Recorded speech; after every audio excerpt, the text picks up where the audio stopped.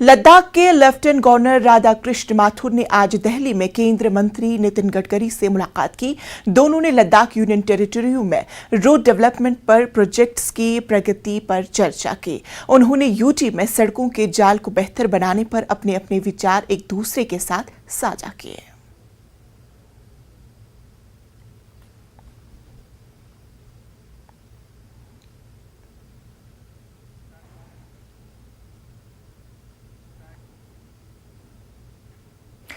Drug and food control organisation ने लेह में एक अवेयरनेस प्रोग्राम का आयोजन किया। इस मौके पर पेरेंट्स टीचर्स मीट का आयोजन भी किया गया।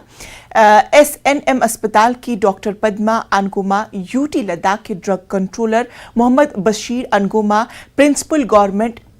हायर सेकेंडरी स्कूल और नवाग सतासन प्रोजेक्ट कोऑर्डिनेटर LMMRU भी मौजूद रहे। इस मीट का सब्जेक्ट नौजवानों और बच्चों में drug abuse and drug addiction की रोकथाम रहा। दूसरे सेशन में स्टूडेंट्स, पेरेंट्स और टीचर्स को price monitoring of medicine and care के बारे में बताया गया। एडवाइजरी में मुतालिक एक कॉपी भी फराहम की गई।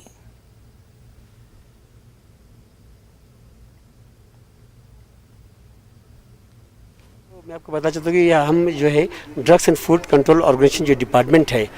जिसका रेगुलेटरी फंक्शन है ये ड्रग्स को रेगुलेट करने के लिए, इसी में आज हमने गर्ल्स हायर सेकेंडरी स्कूल के अंदर 2 सेशन में हमने आज एक प्रोग्राम ऑर्गेनाइज किया है। पहला सेशन हमारा था कि हम ड्रग अब्यूज़ और इलिसिट ट्रैफिकिंग के ऊपर और ये प्रिवेंशन के ऊपर कि एडोलेसेंस एज के बच्चों के अंदर जो है वो आजकल जैसे आपको मालूम है कि काफ़ी एडिक्शंस फैल रही है, ड्रग अब्यूज़ का जो केसेस बहुत आगे बढ़ रहे हैं। तो हमने सोचा कि आज पेरेंट्स और टीचर के साथ एक सेशन करें, इंटरेक्शन सेशन करें और उनको बताएं कि भाई ड्रग एडिक्शन और ड्रग अब्यूज़ कैसे होते हैं और उसकी एक इल हैज़र्ड्स कितना होता है और कितना ख़तरनाक नतीजा निकल सकता है। क्योंकि हमेशा हमने बच्चों के साथ सेशन किया, उनको लेक्चर दिए, उनको समझाया हर तबके के साथ, लेकिन फिर भी जो इम्पैक्ट है वो बहुत रिजल्ट अच्छा है, इनके रिजल्ट नहीं था, क्योंकि फिर भी ड्रग अब्यूज़ और ड्रग एडिक्शन बढ़ रहा है लद्दाख के अंदर। इसलिए हमने सोचा कि हम अपने जो इम्पोर्टेंट जो 2 हथियार है, पेरेंट्स और टीचर, जिनके साथ बच्चे मैक्सिमम बैठते हैं, हमने उनकी कॉपरेशन मांगने के लिए हम यहाँ आए हैं। उनसे इंटरेक्शन किया, उनको हमने बताया कि भाई वो हमें कैसे मदद कर सकता है, वो कैसे इस प्रिवेंशन के लिए कर सकता है ताकि ट्रीटमेंट का नौबत ना आ सके। इसी सिलसिले में हमने यहाँ पर आज पेरेंट्स और टीचर के साथ एक कंप्रिहेंसिव इंटरेक्शन प्रोग्राम किया, काउंसलिंग किया और इनको बताया कि वो इस चीज़ को रोकने में उनकी क्या रोल हो सकता है। सेकंड, हमने यहाँ पर आपको मालूम होना चाहिए कि भाई जो ड्रग के प्राइसेस है वो बहुत रेगुलेटेड होती है, जहाँ बहुत सारे शिकायत भी आते हैं कि भाई कस्टमर्स से भी पैसे लूटा जाता है या मैन्युफैक्चर जो है वो जो दवाई बनाती है जो रेट नोटिफाई होता है उसके अलावा लेबल पर कुछ और रेट लगाकर बेचते हैं, जिससे लोगों की पॉकेट पर बड़ा असर होता है। तो इस सिलसिले के अंदर government of India under the ministry of chemical and fertiliser के हमारे पास एक अदारा है जिसको हम national pharmaceutical pricing authority of India NPPA, जिनकी यहाँ जिम्मा दिया हुआ है कि तमाम हिंदुस्तान के अंदर जितने भी ड्रग्स है, मेडिसिन से और मेडिकल डिवाइसेस से उनकी रेट्स फिक्स करे, MRP फिक्स करे, सीलिंग प्राइस फिक्स करे और उसको रेगुलेट करने के लिए जो तमाम स्टेट के अंदर और यूटी के अंदर जो कंसर्न ड्रग डिपार्टमेंट है उसका काम होगा। लेकिन ये माना गया है इन कोर्स ऑफ टाइम कि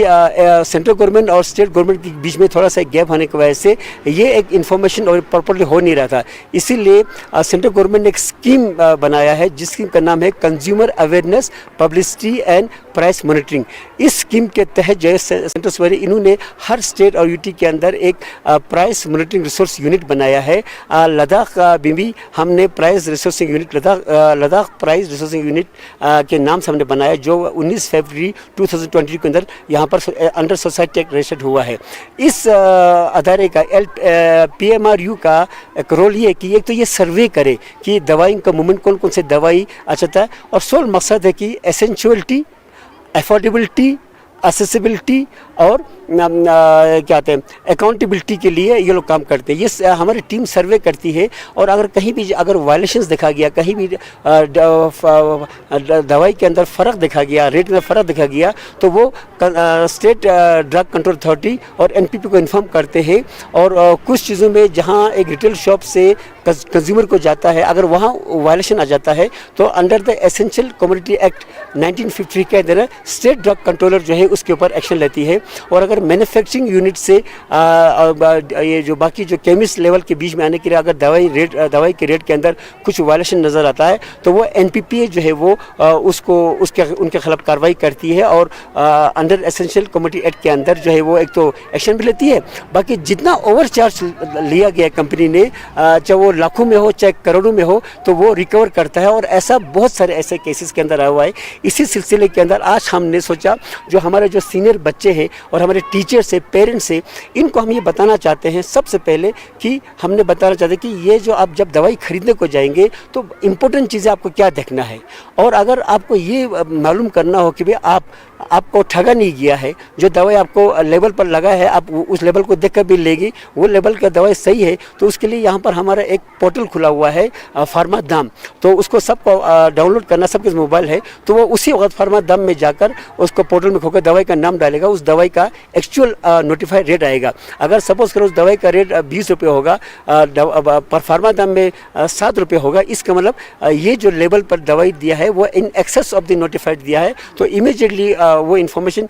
हमें आ जाती है, वो हमें इन्फॉर्म करेंगे अपने सोर्स के थ्रू, तो उसके ऊपर जो है वो हम कार्रवाई करेंगे। सवाल मकसद ये था कि बच्चों के ज़रिए बच्चे हर घर में हर जगह पर हम एक मैसेज पहुंचाएं और टीचरों के ज़रिए, पेरेंट्स के ज़रिए मैसेज पहुंचाएं कि आज आपको कोई ठग नहीं सकता, दवाई लेते वक्त आपको क्या क्या प्रिकॉशंस लेने हैं, क्योंकि सेफ्टी और दवाई का जो सेफ्टी और